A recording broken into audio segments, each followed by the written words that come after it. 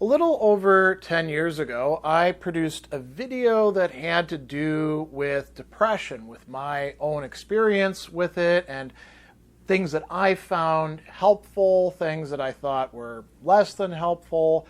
And I put it out there because I've always been quite public about this, and I thought it could be useful. And I also had quite a few subscribers and readers and listeners who were saying, can you say something about this? Perhaps because they knew that I've struggled with it, and also perhaps because they were struggling with it themselves.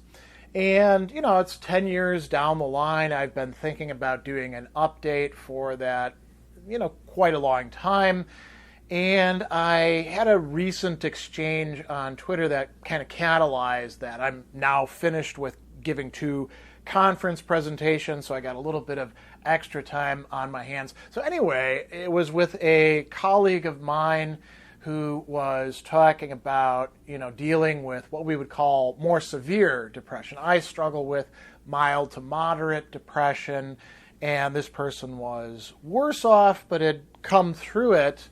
And, I sort of, exchanged some tweets back and forth saying, yeah, I struggle with this kind of thing too.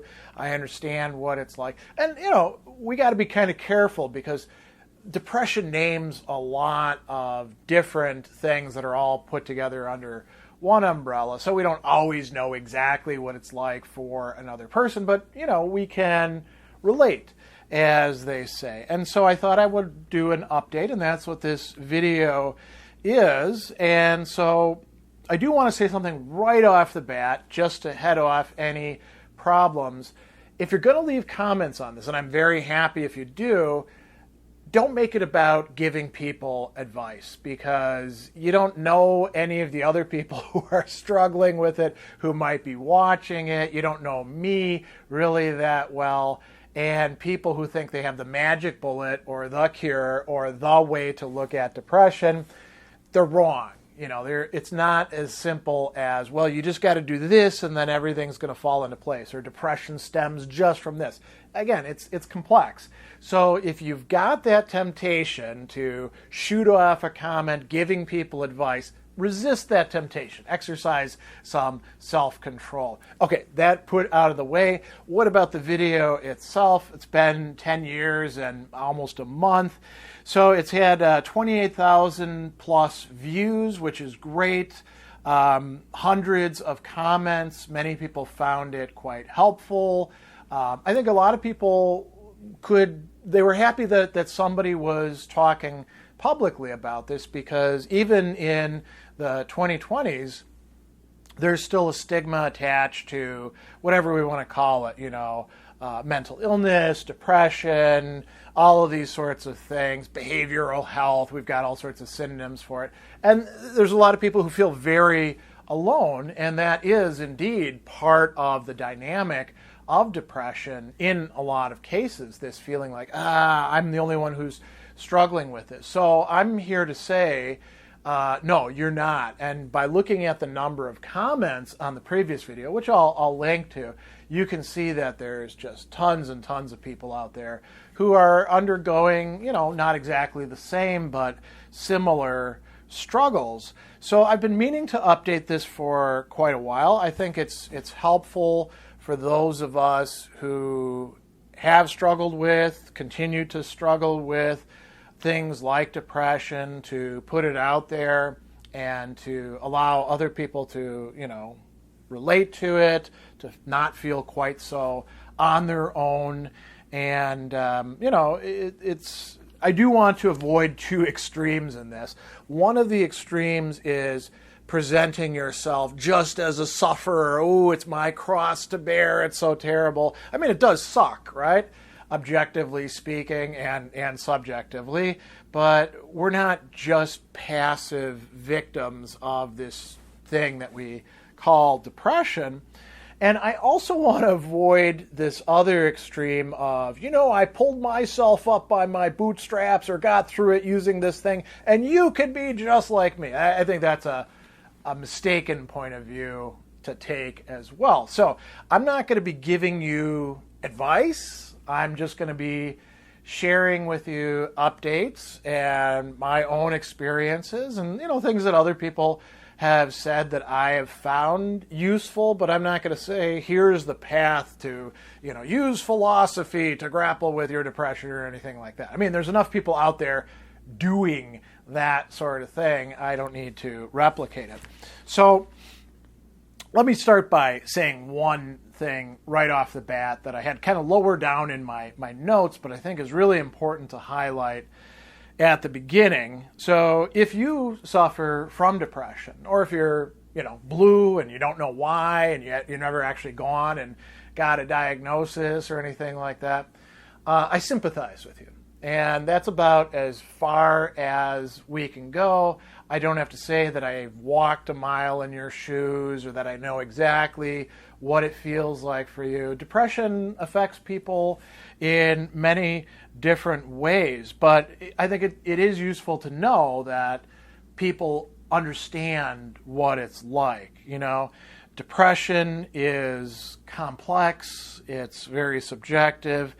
And I think getting your head around your own depression and that of others, maybe you're not depressed, but you've got somebody in your family or among your friends or colleagues who's depressed. Wrapping your head around it, that's a useful thing to do, a good thing to do, I think.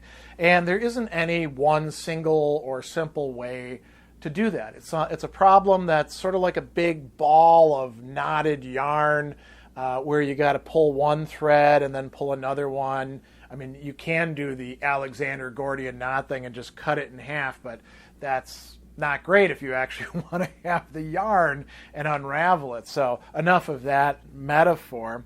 I'll give you my updates first, and then I want to hit on some of the things that I talked about in the previous video 10 years ago, and maybe a few new things as well. So in the previous video, I mentioned that I was taking Wellbutrin, what we call a maintenance dose. I'm happy to say that I have been able to go off of it, which is good because, we don't know what the very long-term effects, taking these things for decades and decades really is going to be. And a lot of medication can mess with other things as well. So it's good for me that I got off of it. Again, I'm not giving anybody advice that, like, if you've got meds, get off them right away or something like that.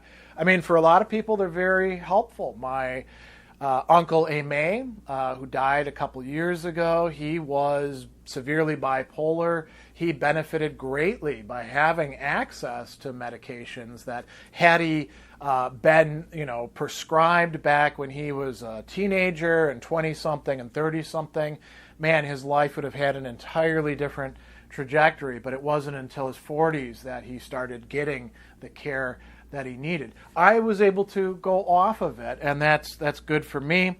I'm in better shape physically for the most part. I get regular walks in, and walks are important not just to get exercise, but also to change the scenery. Like if you live in a place and it's just this all the time, that can kind of wear on you. Being exposed to nature is also something that can be quite helpful for many people. And I've been, I think about for 4 years now, off and on, doing the weight circuit, which I find enjoyable and which has helped me both in terms of gaining muscle, losing some of the fat that I had, gaining endurance and things along those lines. So that's good. And I would say that my life is more well integrated at this point in time. But, the last decade, there have been a lot of losses, a lot of setbacks, a lot of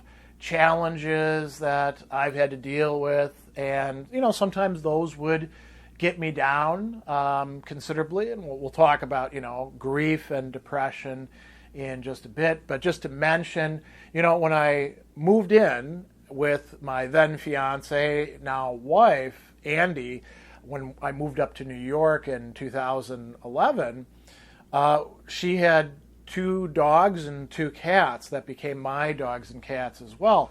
They're all gone. Since the last video, they've all passed away. It was first Teensy, And she died, in cat middle age, and then it was Magnus and Amika and Sassy. And you might say, they're just animals. Well, I was very close to them, especially to Sassy. So, there's that. I mentioned that my uncle died. There have been other losses along the way as well. And so, some of that going on. And, changes in work. I've done a lot of different jobs since then, some of them quite good, some of them lasting a long time, like, working at Milwaukee Institute of Art and Design. Other places I left and, needed to get the hell out of that particular relationship, or it just simply didn't work out and we broke it off on both sides. So, there's been some personal things, professional, and bodily too. I'm 10 years older. If you look at the old video and this one, you notice that, my beard is white. I'm 10 years older. In the process, I've wound up with diabetes, which has, led to change, adding more exercise, changing diet, cutting out alcohol, things like that. And some of that is genetic, and some of that is a product of the way I lived for years and years and years. But it's not something fun, right? So there's a lot of different things, and everybody can talk about losses, setbacks, challenges. There's also been a lot of great stuff along the way. I've engaged in a lot of projects. I mean, one of the things I'll say right off the bat in terms of personal life, my wife and I, both people who got knocked around a lot by life before we found our way back to each other. We knew each other from high school. And both of us are rather choleric people, and used to living our own way. And you put people like that together, and it takes a lot of work to, learn how to live with each other, even if you love each other, right? And we've gotten better and better and better at that over time. I've also had the chance to see my children growing up from my previous marriage. One now is going into senior year of college here in Milwaukee.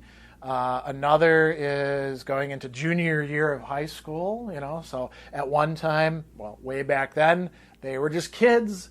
And now they're not really kids anymore. And it's wonderful to see the changes, the growth. But it's not like easy street. I mean, raising kids, being involved in their life, a lot of stuff going on with that, including what happens to them and how you take what's going on with that. I've engaged in a lot of different projects. I've produced a lot of not just videos, but writing and podcasts, and taught a lot of classes, had I don't know how many students pass through my either virtual or face-to-face classrooms, lots of different clients that I've worked with. And so, it's been a busy decade, you could say. So that's that's the updates, right? I would say that on the whole, I'm better off, considerably better off than I was 10 years ago, and I was better off 10 years ago than I was 10 years before that, when I was in a bad marriage that I'd gotten into, making some misguided decisions, in depression, in grief, all those sorts of matters. So that's enough about the updates. I want to consider some of the things that I talked about before. So if you don't know my back history about this, I have been dealing with what we can recognize now as depression really since adolescence. And it's not all that surprising. My childhood was not the easiest one. My grandmother, who I was very close to, died when I was 7. Her son, my dad, died when I was 11, and my mom had to go back to work.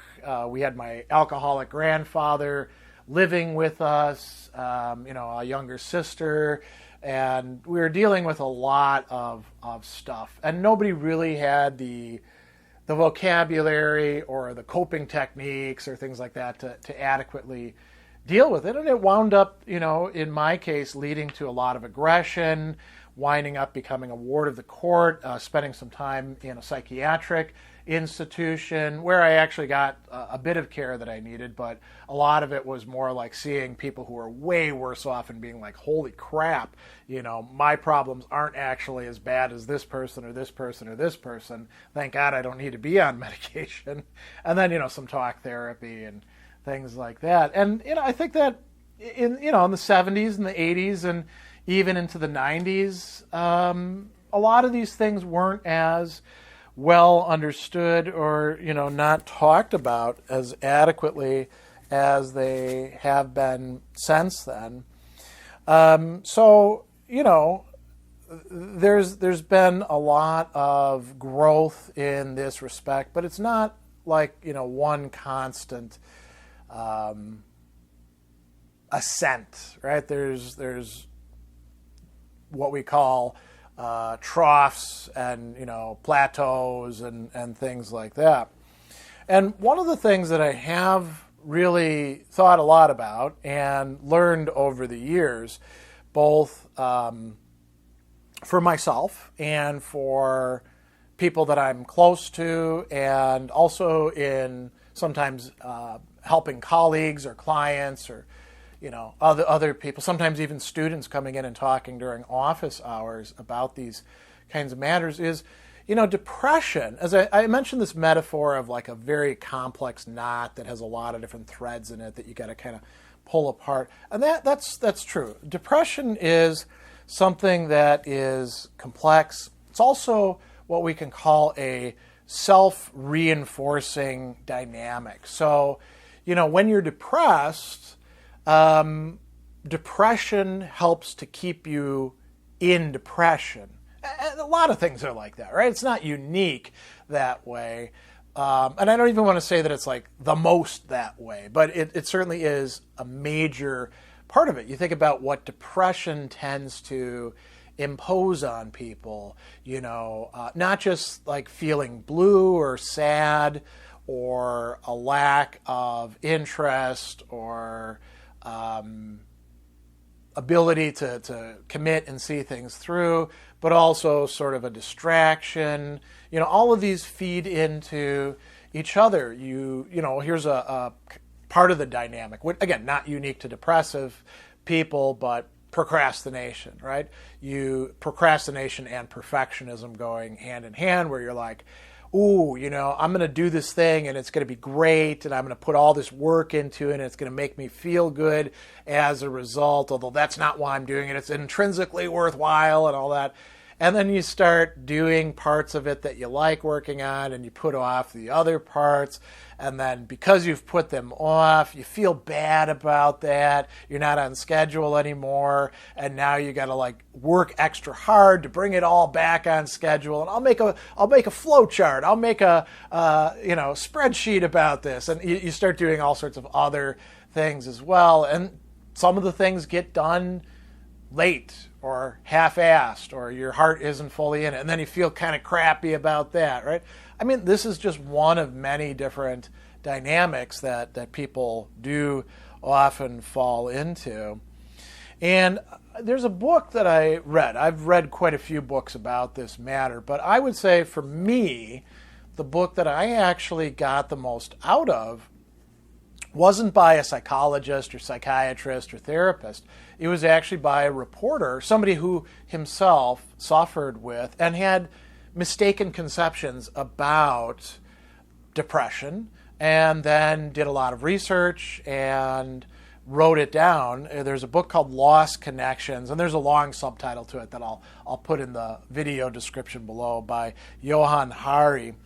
And I really liked what he had to say, because he also recognized depression isn't something that has like a single cause and it works the same way every time. It's about a whole bunch of different matters that have kind of gone off. And he framed it in terms of the title, Lost Connections. How are we connected to other people? How do we connect to the work that we do, right? How do we connect to the environment, the natural world? How do we connect to people as we're growing? How do we connect to ourselves? Do we feel alienated from who we are? Do we dislike who we are? And he looks at these sort of like each in turn. I don't want to say that he's got like the magic bullet, because obviously there isn't one for this, but I think he's got a great discussion of that. And so, we can have disconnections or difficulties in maintaining connections with all these different dimensions. Our love life, our work life, our relationship to our own body, to how we are as we age. All of these things can wear upon us. All of these things can become sources not just of joy, but of anxiety or sadness or anger or all sorts of other negative emotions that fit within this dynamic. And so that's one important dimension, I think. Another that I think that makes depression difficult is that it's what we can call a habitus. And this is a Latin word that we often translate as habit, but it's more than just a habit. It's like a nexus of habits and actions and choices and emotional responses and moods and ideas about things, maybe some of which we've come up with ourselves and others we've gotten from the culture around us or people that are important in our lives. And you can have good ones and you can have bad ones, those that wear upon you. So thought processes, our relationships that we have, the choices that we make, all of these get bound into, and this is how we relate to the world. This is how we exist in time, as certain philosophies would tell us. These lasting bodies of habits. And so if we want the depression to be different, we got to kind of chip away at this. And it's not like you can just take a pill or flip a switch in your brain that's automatically going to make you feel okay about stuff. It takes thought, it takes work, it takes failures and dealing with those and transforming those, not necessarily into successes, but good enoughs, right? And, there's also an interesting conversation that came up in the previous video, and some people wanted to argue about in comments. And I said in the previous video, when it comes to psychology, many people fall into this fallacious false dichotomy. Is it nature? Is it nurture, right? And we've heard this so many times. I have students who come into my class, and every time we're going to talk about some issue of moral responsibility, that's where their focus is. And we forget that there's more than just nature and nurture. I mean, these cover a lot of ground, but we also have at least some limited capacity to choose.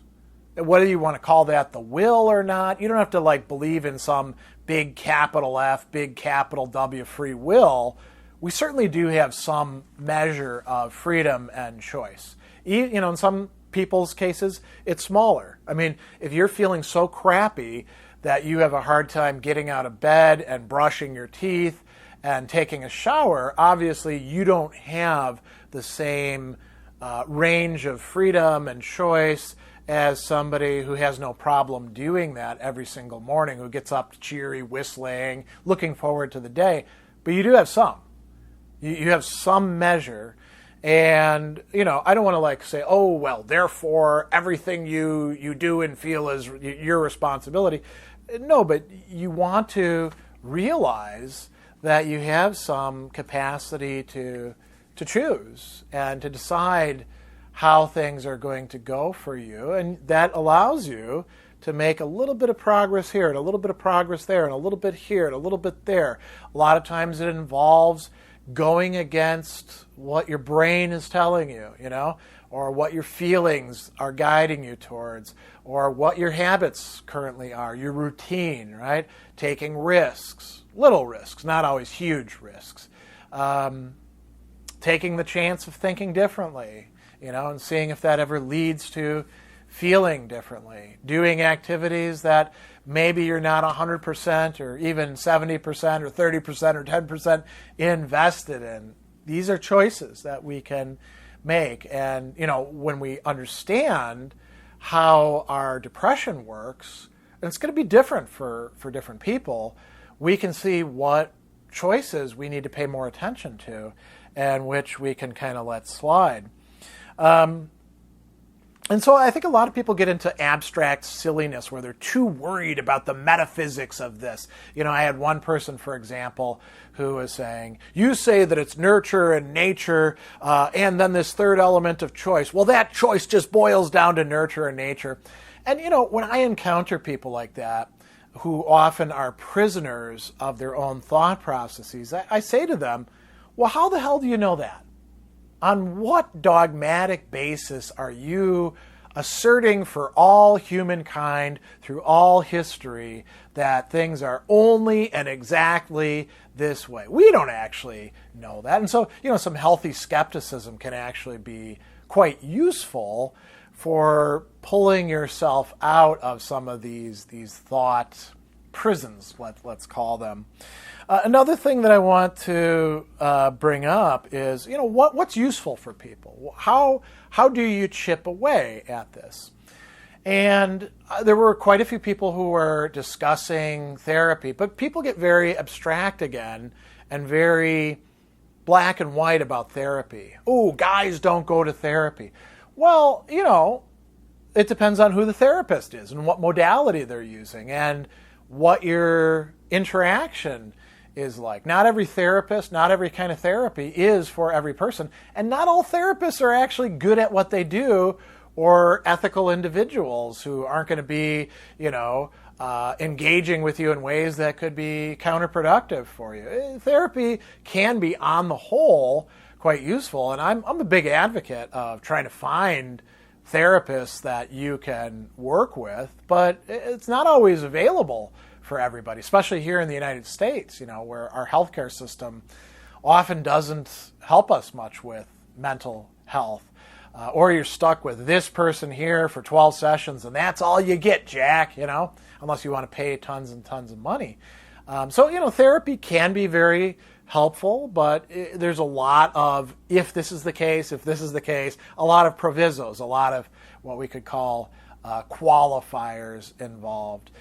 Studying philosophy can be useful as well. I mean, it helped me in many respects. There's many other people out there, but it's got to be the right kind of philosophy and doing it in the right ways. And sometimes you need some guidance with that, or, you can't set the bar way too high for yourself, because then you just make yourself feel like crap again, right?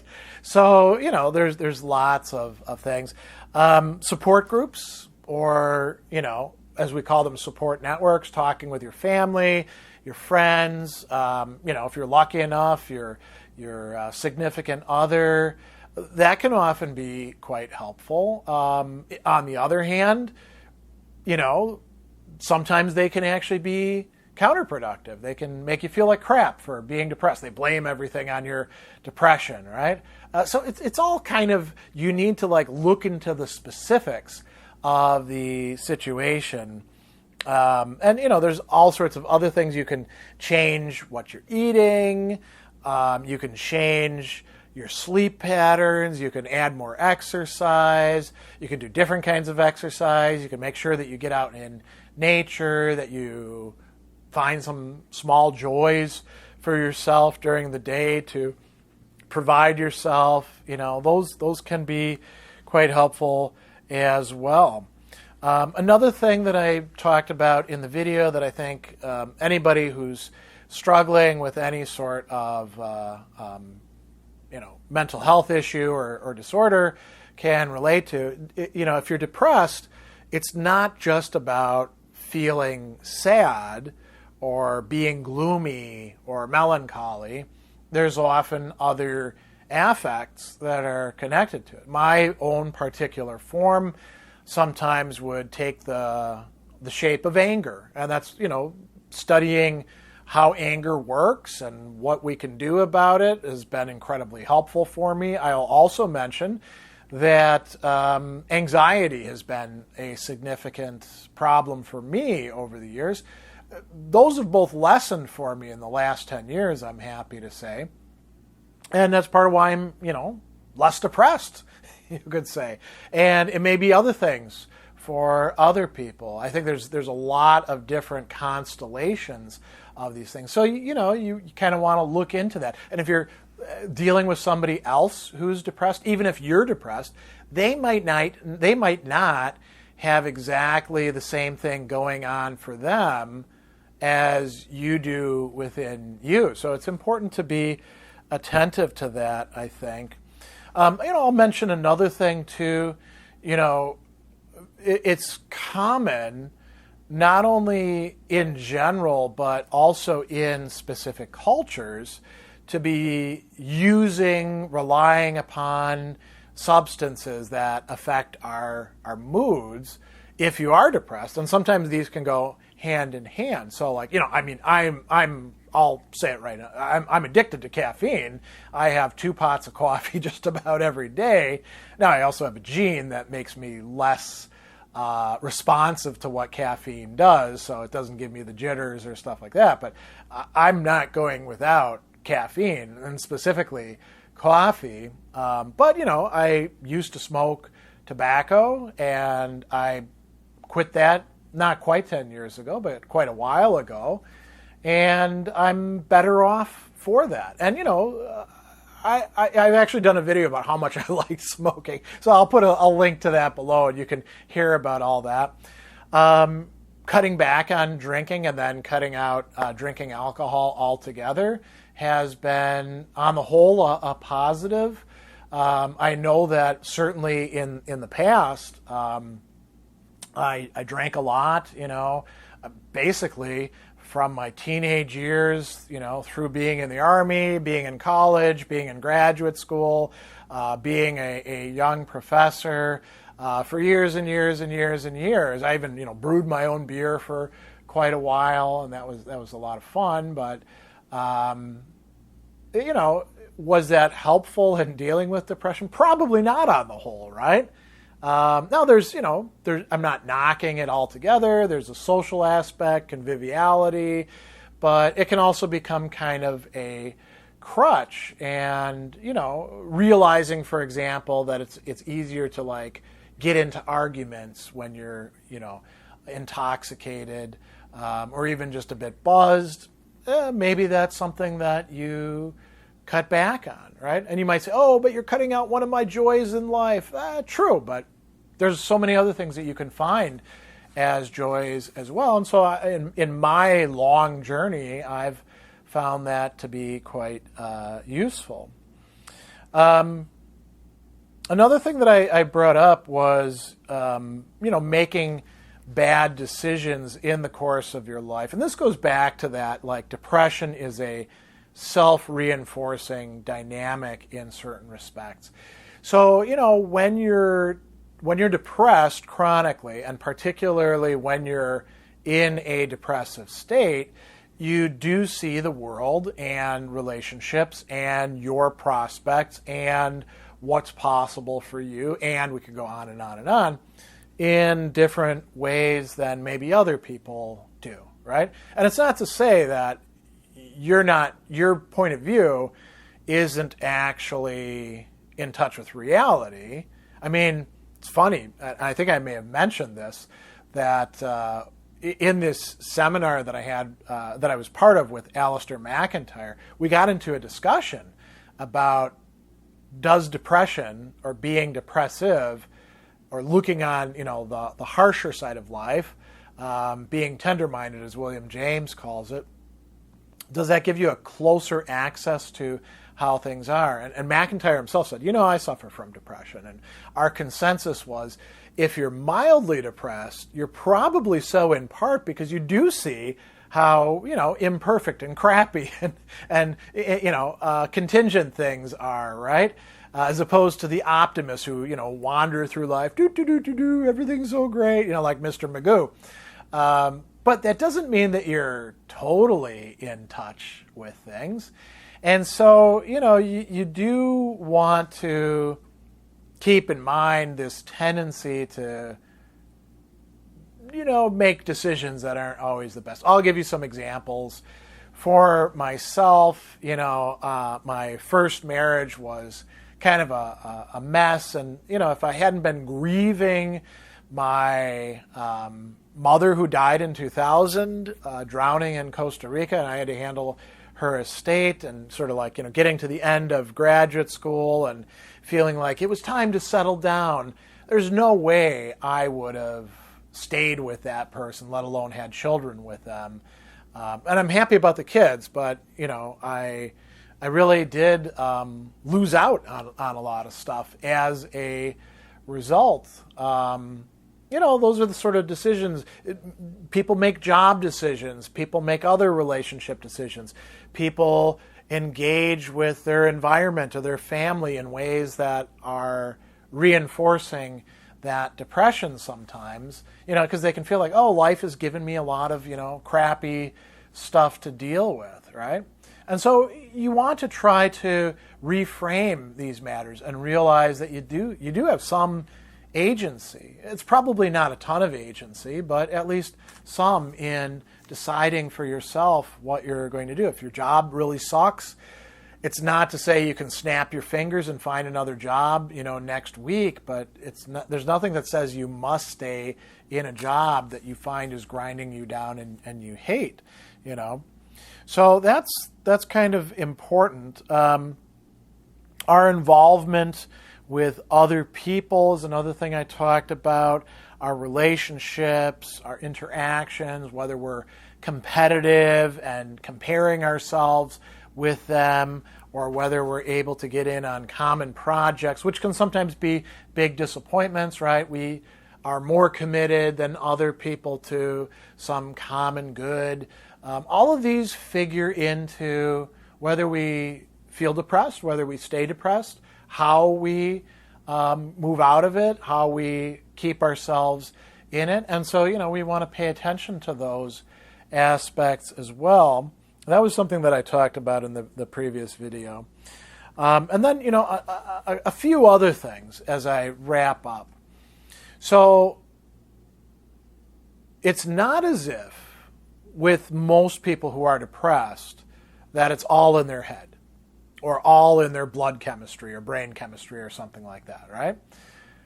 People have genuine things to feel bad and sad and to grieve about.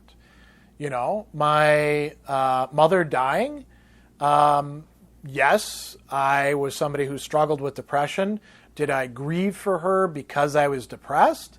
No, I grieved for her because that's what you do as a human being who loves and cares about and now is lacking the other person and feels bad about how they died too, and the years of life that they missed out on and experiences that they lost, like getting to see their grandchildren as a result. That is normal. And this is one of the struggles that a lot of people face when it comes to depression themselves. And they also face this because other people will sometimes say, oh, well, you're depressed. That's the explanation for why you aren't happy with your job. I mean, your job can suck, right? Or your job can go from being a great job and then your company gets bought out and they start, changing everything around. Or the boss is a different boss and you don't have a good relationship with them like you did with your previous boss. And now your job sucks. And that's a reality. Right? It might feel worse because of your depression, but it's not just your depression making it bad. When you look at our world, I mean, we just went through a global pandemic that was badly handled, certainly here in the United States, and which a lot of people seem to believe is over. Actually, there's a lot of loonies out there who, have crazy conspiracy theories about that. That's enough to get you depressed.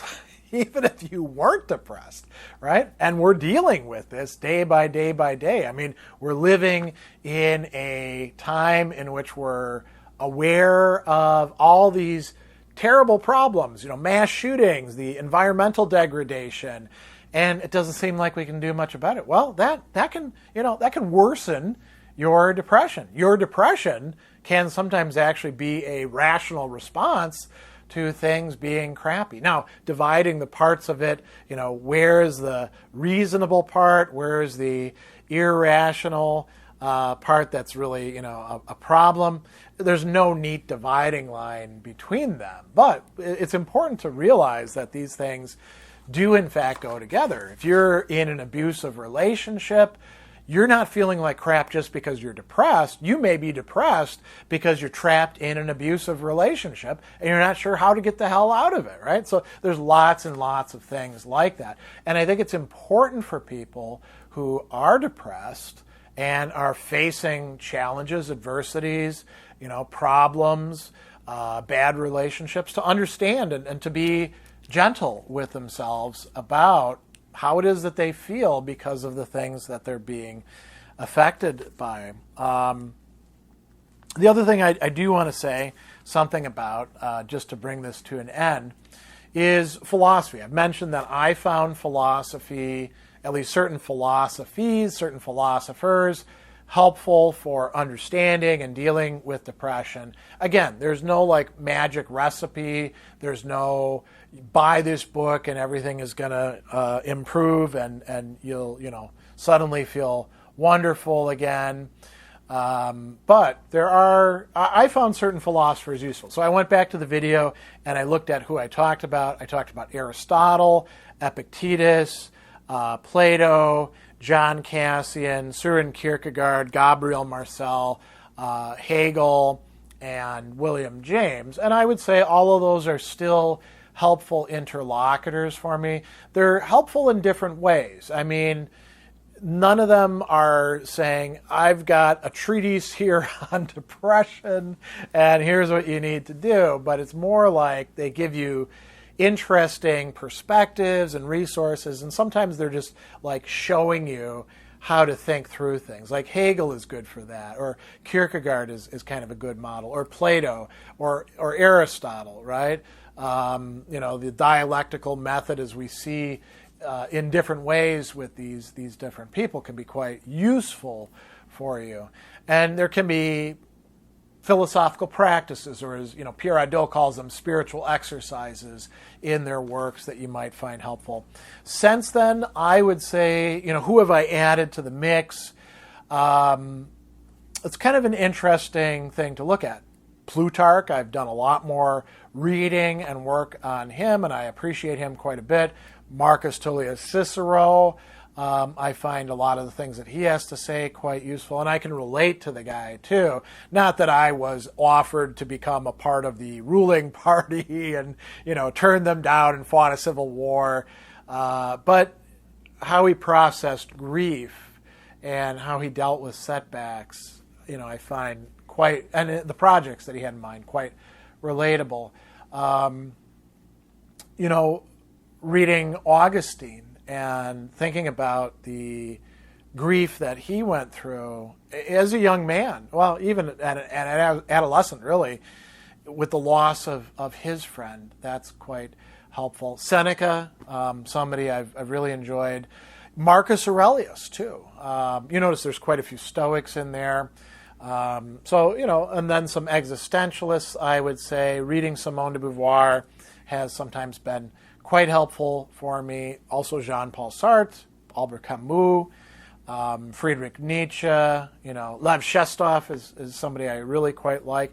And I'm just throwing names at you of people. I mean, you notice that I do videos on these people because I think that their works are useful and I expose students to them.